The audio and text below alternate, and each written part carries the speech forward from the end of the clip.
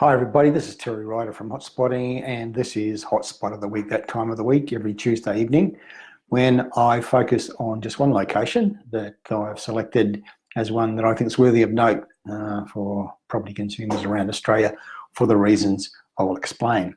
I've just finished doing the quarterly research we do for a product we call the Price Predictor Index, one of our most popular products, one of our best-selling reports, which we publish 4 times a year, in which we get raw data on the number of sales happening in every town, suburb, location around Australia, and analyse those numbers looking for patterns, because what we know to be true is that in areas where there is a significant uplift in the number of houses and units being sold, we're going to see, all other things being equal, we're going to see price growth in those areas, and it works in the other way in reverse as well. If the number of sales is falling away significantly, prices are going to stop growing, or in some cases they may actually fall, a pattern that we have now been seeing recently across Sydney, for example. So we've just completed the winter edition of the Price Predictor Index. We've published it today, in fact. And one of the markets that stands out for us is regional Victoria. In fact, many of the strongest markets across Australia right now, the ones that are growing the most and showing the greatest potential for price growth, are in the regional areas, not in the capital cities. And that's a trend that's generally being missed by mainstream media. They're talking in very generalised terms about property prices falling across Australia. It simply isn't true. There are some very, very strong and rising markets, and it just so happens that they're not happening in Sydney and Melbourne, the 2 cities where most of our major media comes from and which most journalists are obsessed with, to the exclusion of the rest of Australia. So what we know to be true from having done this research for the Price Predictor Index is that regional Victoria, alongside regional Australia, amongst the strongest markets in Australia. We've seen some really exceptional price growth in some of the towns in regional Victoria in the last 12 months. Just outside the Melbourne metropolitan area to the southeast, towns like Pakenham and Officer, where median house prices have risen more than 20% in the last 12 months. Warragul has risen 18%. Some of the cheaper suburbs of Geelong, their median house prices in the last 12 months have risen by more than 20%. So we're seeing a really, really strong price growth right now in regional Victoria.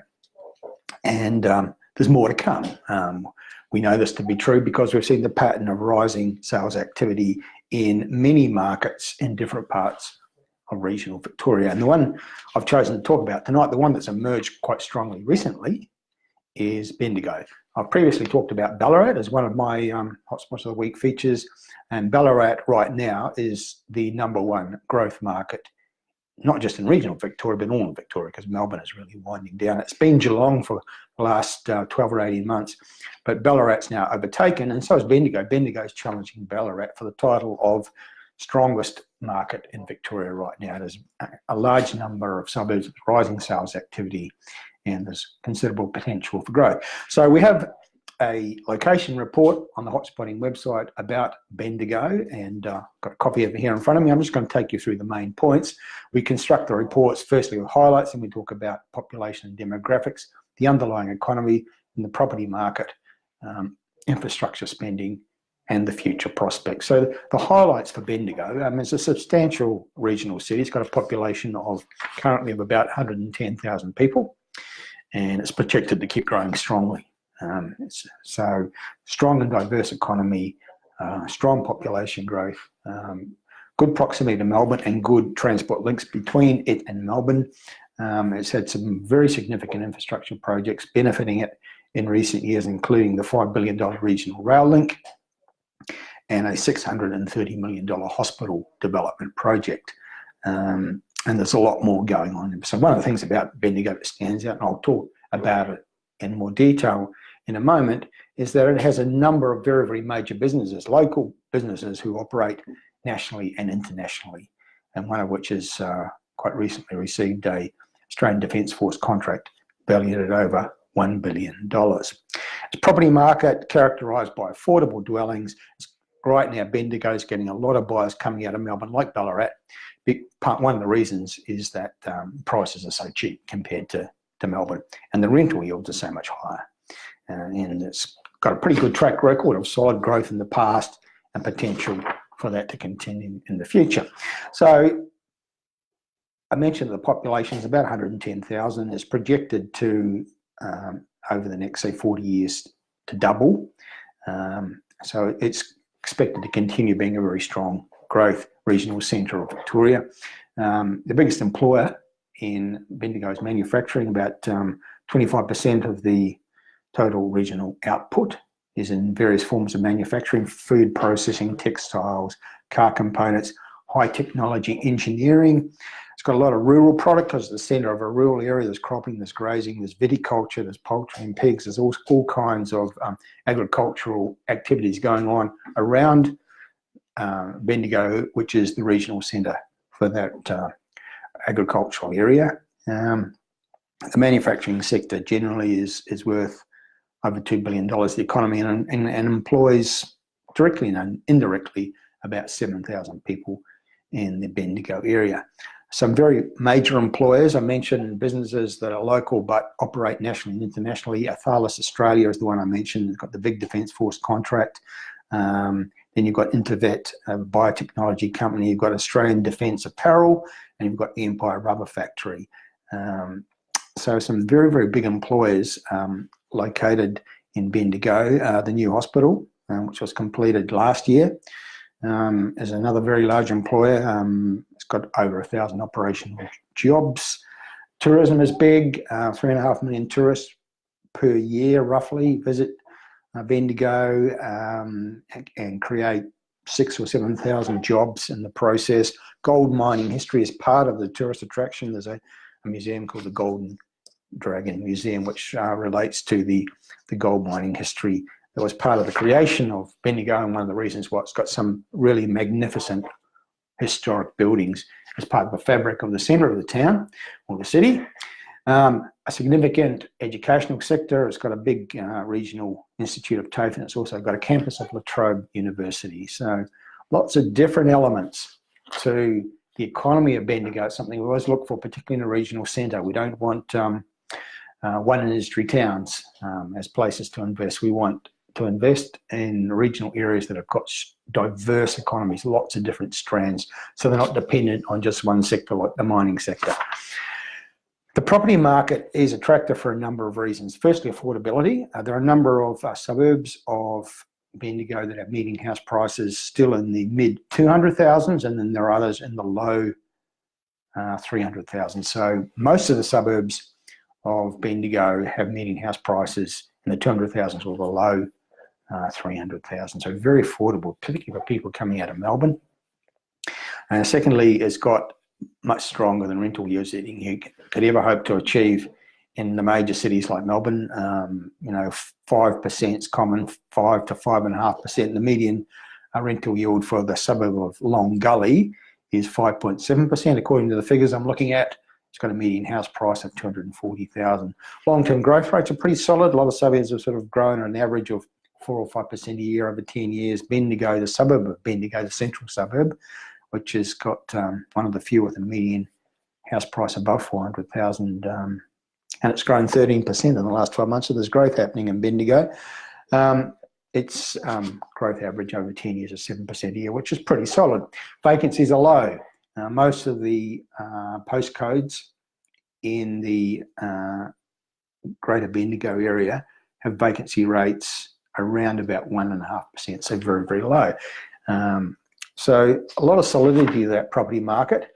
What we look for, though, is what's coming up in the future. So the section of our report on Bendigo and all our other location reports called Future Prospects. We think this is the most important part because we're always looking to the future, not so much interested in what's happened in the past. We want to know what's likely to come up in the future of a location to create a strong property market and price growth. Population growth, which has been strong, well, solid to strong in the past, is expected to be a key driver of housing demand. The current population of 110,000 is projected to reach 145,000 inside the next, say, 12 or 13 years. an increase on the current numbers of over 30%. So it's projected to continue to grow very solidly. Infrastructure spending, I mentioned the $5 billion regional rail link, which was completed 3 years ago and continues to have a big influence on Bendigo because it's improved transport links between it and Melbourne. There's more being spent to improve rail services, particularly between Bendigo and Echuca, $100 million project there. A 4-lane highway is planned for Bendigo's east. La Trobe University has pledged $50 million to projects to expand and improve the Bendigo campus. These are the kind of things that we think are relevant in terms of determining a strong future for any location that we consider.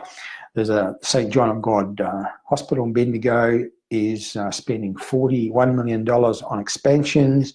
There's a project called the Harcourt Rural Modernisation Project. That's a water supply project, $40 million, supplying 60 kilometres of new pipeline. An interchange road upgrade project, $85 million. There's upgrades happening to the Bendigo Airport. The Bendigo Echuca rail upgrade is almost $100 million. La Trobe University upgrade, $50 million, and so on. These are all sort of mid-sized projects, but when you put them all together, they start to add up to many hundreds of millions of dollars of spending on infrastructure. This creates economic activity, it creates jobs, it improves the amenity of the location. It all feeds into the glorious mix that creates demand for real estate. There's lots of quite big residential developments happening. There's one project, $130 million. Here's another housing estate project, $250 million. Another big subdivision of $400 million, and various other smaller ones. So there's a lot going on, currently going on in planning. Sports and sport and recreation projects of various shapes and sizes. Probably the biggest item in town is that $1.3 billion Australian Defence Force manufacturing contract that was awarded to a local business, and they have to construct over 1,000 armoured vehicles and over 1,000 trailers for the Australian Defence Force. So that's the kind of industry that's happening at the moment in Bendigo. So it's a very strong regional city. Out of all that has come a rising property market. Partly it's caught a wave, I suspect, from Melbourne, the boom in Melbourne that often filters out into the regional areas within reasonable proximity of the capital city, but also, as you've just heard, Bendigo's got its own reasons to grow because it's a very strong regional centre in its own right. And it is growing because our research we've just done for the Price Predictor Index, the winter edition, shows that sales activity is rising strongly in Bendigo, and we're starting to see the first signs of that translating into price growth. As we've seen recently in Ballarat. Ballarat seems to be a little bit ahead of Bendigo in the cycle. We've just noticed this emergence of Bendigo. We've been waiting for it because we've noticed the rise of Ballarat not too far from Bendigo, and we've been wondering when's Bendigo going to get on this growth cycle, and now we've seen it in the latest research figures that we've done. So it's a new situation. We always try to identify the growth property markets before they happen. It's not much point in telling people about the places they should have bought in 2 years ago. We like to tell people the places they should buy in now for the growth that we expect to come in places like Bendigo. So that's our hotspot of the week, one of the many markets in regional Victoria that are rising and thriving right now.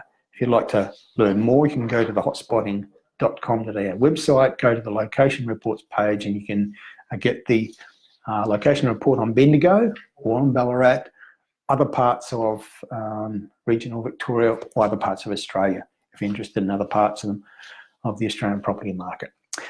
That's it for now. The hotspot of the week, Bendigo in Victoria. Same time next week, we'll be talking about another location, and in between then and now, there will be various other spontaneous broadcasts like this one. That's it for now. Terry Ryder from hotspotting.com.au signing off. I'll talk to you again soon.